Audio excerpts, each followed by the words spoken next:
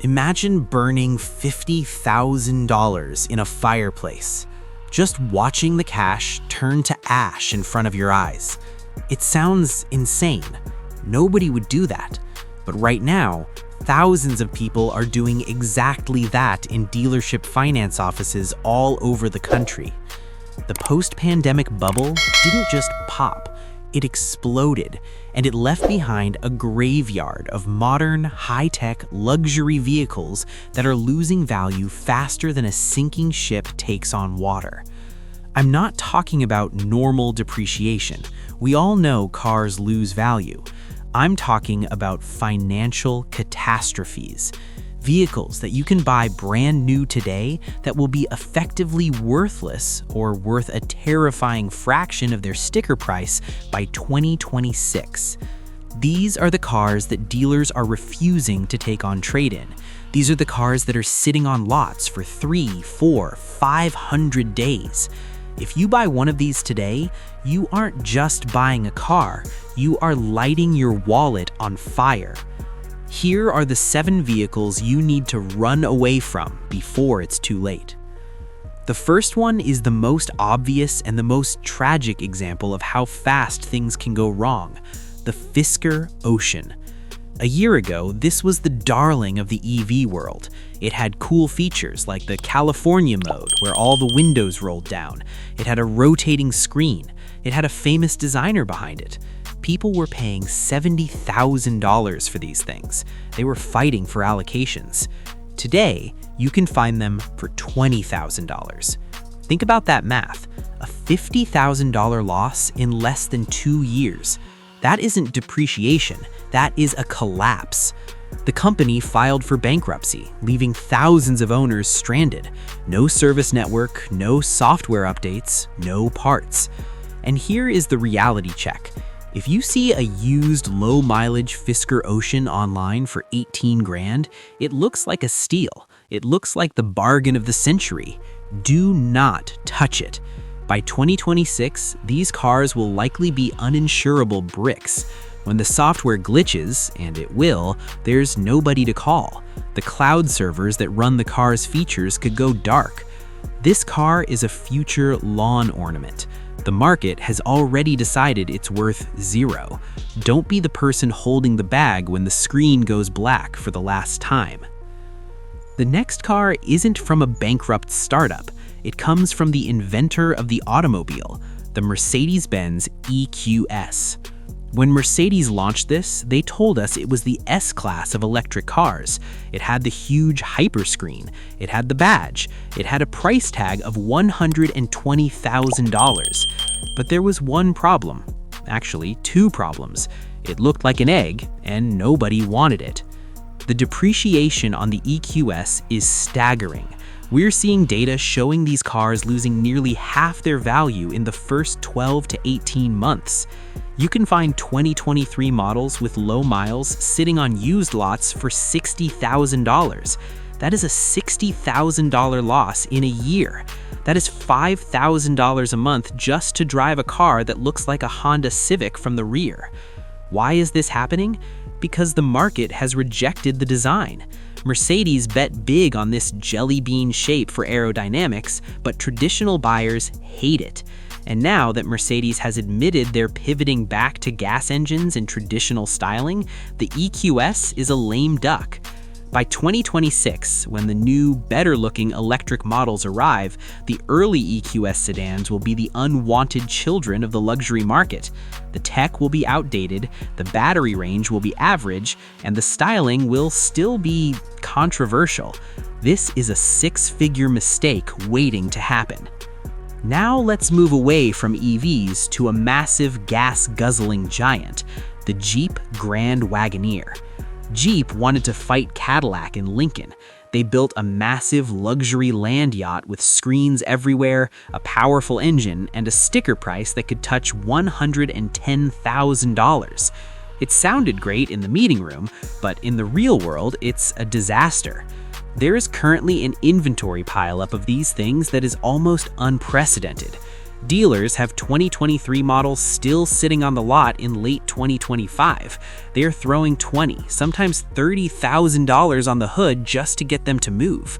And when you buy a car with a $30,000 discount, guess what happens to your resale value? It vanishes instantly. The used market is flooded with these. They get terrible gas mileage in a world where gas prices are volatile. They're complicated, with air suspension and Macintosh sound systems that are expensive to fix. By 2026, a Grand Wagoneer that cost 100 grand new will likely be trading for 40, maybe less.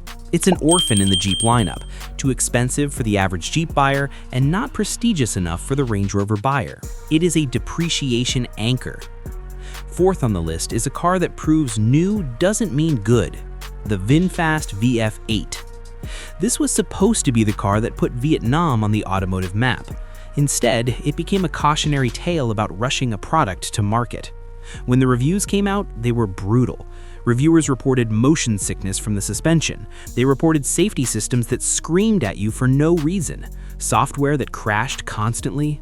The reputation of this car was destroyed in the first month, and once a car's reputation is tanked, the value follows. VinFast slashed prices, they offered incredible lease deals just to get butts in seats, but the damage was done. If you buy a VF8, you are buying a car that the entire industry has labeled a beta test. By 2026, as more established brands release better, cheaper, and more reliable EVs, the VF8 will be unsellable. Who is going to pay real money for a used EV with a checkered past and questionable long-term support? Nobody. Number 5 is perhaps the most shocking because of the badge on the hood, the BMW XM. This was supposed to be the halo car, the ultimate M car, a plug-in hybrid SUV with crazy styling and a price tag of $160,000. BMW swung for the fences and they missed the ball completely. The sales numbers are abysmal. In 2024, they sold fewer than 2,000 of these in the entire United States. That is a catastrophe for a mass-market luxury brand. The problem is the product. It's not fast enough to beat a Porsche Cayenne Turbo GT, it's not luxurious enough to beat a Bentley Bentayga, and it's too weird-looking for the traditional BMW M5 buyer. So what happens? Prices crater. We are seeing used XMs listed for $100,000 already. That's a $60,000 haircut, and it's not stopping there. This car is destined to be one of those rich person's mistakes that you see on used lots for 40 grand in a few years. It's heavy, it's complicated, and nobody loves it. By 2026, the XM will be the poster child of money can't buy taste, and the market value will reflect that. Next, we have to talk about the Italian tragedy, the Maserati Grecale. Maserati has always been the king of depreciation. It's almost a tradition at this point. If you buy a Maserati, you know you are losing money. But the Grecale was supposed to be different. It's a small SUV based on the Alfa Romeo Stelvio platform. It was supposed to be the volume seller. But the curse is real.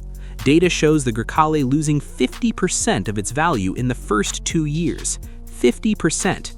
That means if you paid $80,000, you have lost $40,000 in 24 months. Why? Because it's squeezed in the middle. It's priced higher than a Porsche Macan, but the interior build quality and the dealer network just aren't on the same level.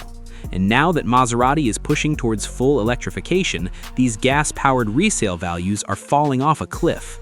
By 2026, the Grecale will follow the path of the Ghibli. It will be a car that people buy used for 25 grand because they want the Trident badge, only to realize that the maintenance costs are still for an $80,000 car. It is a financial trap. Finally, number 7, a car that is essentially a zombie walking among us, the Jaguar I-Pace. You probably forgot this car existed, and that is exactly the problem. The I-Pace won awards when it came out years ago. It was the first real Tesla fighter. But Jaguar just stopped.